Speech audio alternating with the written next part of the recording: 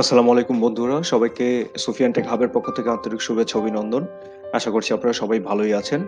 আজকে আমি একটি ইম্পর্টেন্ট টিপস নিয়ে কথা বলবো আপনাদের সাথে। সেটা হচ্ছে আপনারা যারা ব্যাচেলর থাকেন বা মান্থলি কোনো হিসাব করতে চাচ্ছেন, সেটা খাওয়ার হোক বা কোনো কস্টের হোক, সেটা কিভাবে হচ্ছে সিম্পল একটা এক্সেল শিটের মাধ্যমে সেটা আপনারা ফলো আপ করতে পারেন বা হচ্ছে ট্র্যাক রাখতে পারেন, সেটা নিয়ে আমি আজকে কথা বলবো। সো ভিডিওটি মনোযোগ সহকারে শেষ পর্যন্ত দেখবেন। আশা করছি আপনাদের খুব কাজে লাগবে। আমিও যখন ব্যাচেলর ছিলাম তখন আমার এই ধরনের শিটে আমি সবসময় ফলো আপ রাখতাম। আপনারা যারা মিল ম্যানেজার থাকেন বা কোনো দায়িত্বে থাকেন তখন কিন্তু মুখে, মুখে হিসাব করার থেকে বা খাতায় লিখে হিসাব করার থেকে আপনার এক্সেল এর যে শিটটা আছে এটাতেই কিন্তু আপনারা ডেইলি যে হিসাবটা আছে এটা আপনারা করতে পারেন। মূল টপিকে চলে যাব। তার আগে বলে রাখি, আপনারা যারা আমার চ্যানেলে সাবস্ক্রাইব করেননি এখনো, আপনারা প্লিজ আমার চ্যানেলটি সাবস্ক্রাইব করুন। আর আমার ভিডিওগুলো যদি ভালো লেগে থাকে তাহলে অবশ্যই লাইক, কমেন্ট, শেয়ার করবেন। তো বন্ধুরা, মূল টপিকে চলে আসি। মূল টপিকে চলে আসার পরে এখানে একটা শিটে আপনারা দেখছেন অনেকগুলো টেবিল রেডি করা। আসলে এটা আমি রেডি করে রেখেছি আপনাদের সুবিধার্থে। এটা রেডি করতে গেলে হচ্ছে ভিডিওটা অনেক লেন্দি হইতো। সো আমি আসলে রেডি করে রেখেছি। আমি যে ফর্মুলা গুলো বা হচ্ছে ফাংশন গুলো ইউজ করব সেগুলো আপনাদের সামনেই আমি করব। সো একটু মনোযোগ সহকারে দেখবেন, একটু খেয়াল রাখবেন। ঠিক আছে? এখানে ১ম এই যে টেবিলটা দেয়া আছে, এই টেবিলে যে হিসাবটা আছে, যে এইখানে নাম, এই নামের আন্ডারে তারা আমি ১ম এ আরেকটু বলে রাখি যে আমি আজকে একটা সপ্তাহের একটা হিসাব করে দেখাচ্ছি। আপনারা মান্থের হিসাবটাও কিন্তু এখানে করতে পারেন। সো এই নামের আন্ডারে ওরা এই সপ্তাহের জন্য, একটা সপ্তাহের জন্য কত টাকা করে পে করছে অলরেডি সপ্তাহের শুরুর থেকে, সেটা কিন্তু এইখানে আমি লিখে রেখেছি। টোটাল ৳৫,০০০ এই সবাই মিলে, এরা ৳৫,০০০ মিলে কন্ট্রিবিউট করছে। হ্যাঁ?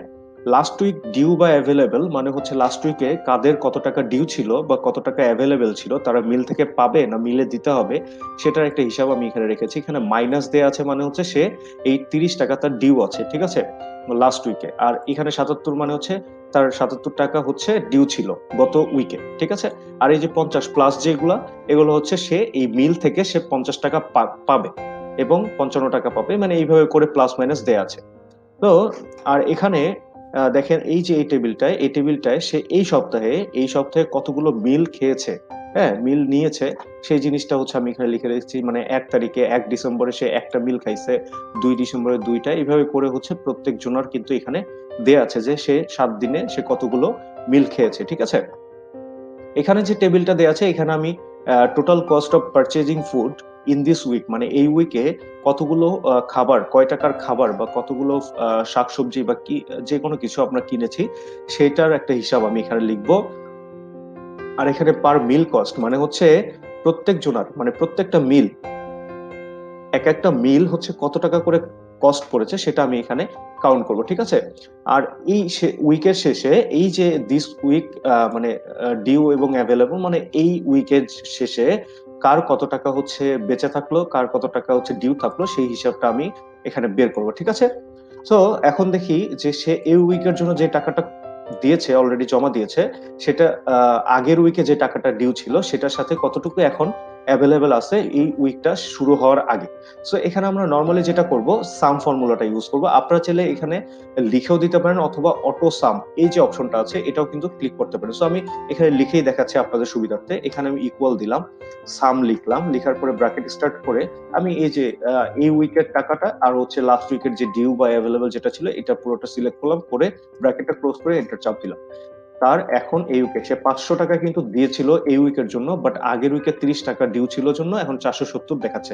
সো আমি যদি এখানে একটা ডাবল ক্লিক করি, করার পরে দেখেন আমার সবার জন্য কিন্তু কত টাকা এই উইকের জন্য এভেইলেবল, তারা উইকটা শুরু করছে এই টাকা দিয়ে, সেটা এখানে শো করছে। ঠিক আছে? এখন লাস্ট উইক এবং ডিউ এবং এভেইলেবল যেটা আছে সেটার ইন টোটাল কত হয় সেটা আমি একটু সাম করে দেখি। সাম,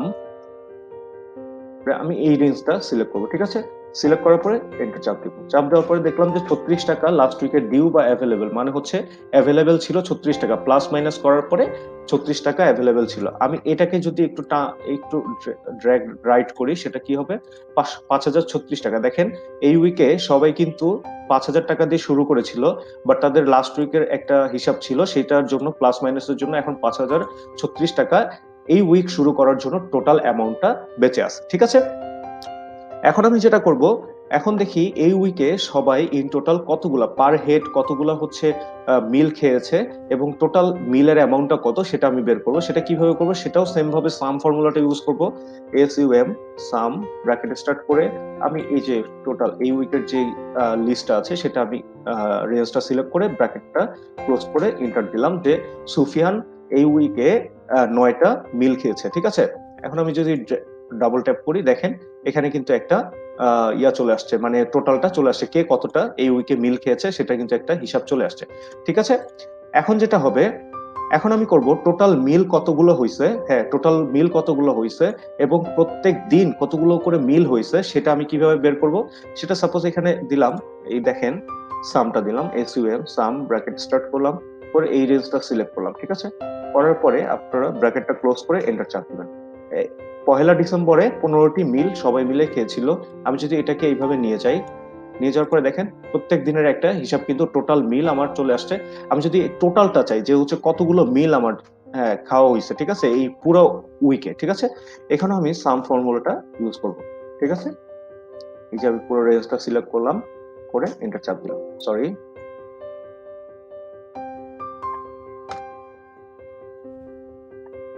সাম রেঞ্জটা আমি সিলেক্ট করলাম করে ব্র্যাকেটটা ক্লোজ করলাম, এন্টার চাপ দিলাম।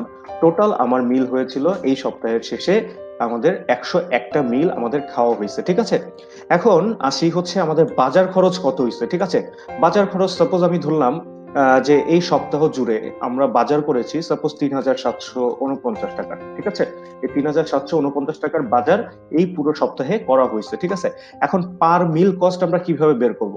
হ্যাঁ, পার মিল কস্টটা এটা স্বাভাবিকভাবে আপনারা যেটা জানেন যে টোটাল কস্ট যেটা হয়েছে সেটার সাথে আমরা মিলটাকে যদি ভাগ দিই তাহলে কিন্তু আমাদের পার মিল কস্ট চলে আসবে। ঠিক আছে, এটা কিভাবে করব, এখানে ইকুয়াল চিহ্নকে কল দিব, কল দেওয়ার পরে এই যে টোটাল কস্টটাকে ভাগ দিব মিল টোটাল মিলের সাথে। ঠিক আছে, টোটাল কস্ট যেটা হচ্ছে 3749টাকে সিলেক্ট করলাম করে স্ল্যাশ দিলাম, মানে ভাগ চিহ্ন দিলাম, তারপর এই টোটাল যে কস্টটা আছে, টোটাল যে মিল খরচটা আছে, সেটা মিলটা আছে, টোটাল যে মিলটা আছে সেটাতে ক্লিক করলাম, ক্লিক করার পরে ওকে চাপ দিলাম। ওকে চাপ দেওয়ার পর দেখেন পার মিল কস্ট হয়েছে আমার 37 টাকা 12 পয়সা। ঠিক আছে, 37 টাকা 12 পয়সা পার মিল কস্ট।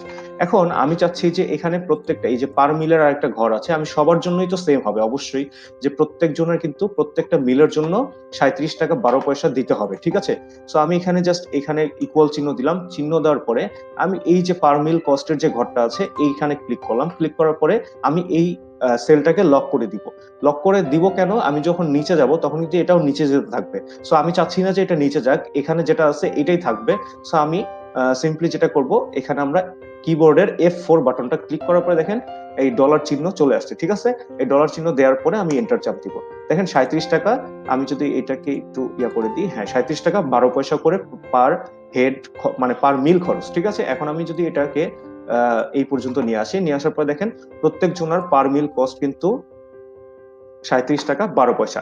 এখন আমি চাচ্ছি যে তারা যে এই যে 9টা মিল খাইছে, 10টা মিল খাইছে, 12টা মিল খাইছে, এদের টোটাল কস্ট এখন কত আসতেছে। ঠিক আছে, এটা আমি কিভাবে করব, এটা আমি এখন গুণন করব, মানে হচ্ছে আমাদের পার মিল কস্ট এত আর টোটাল মিল তার হইছে 9টা।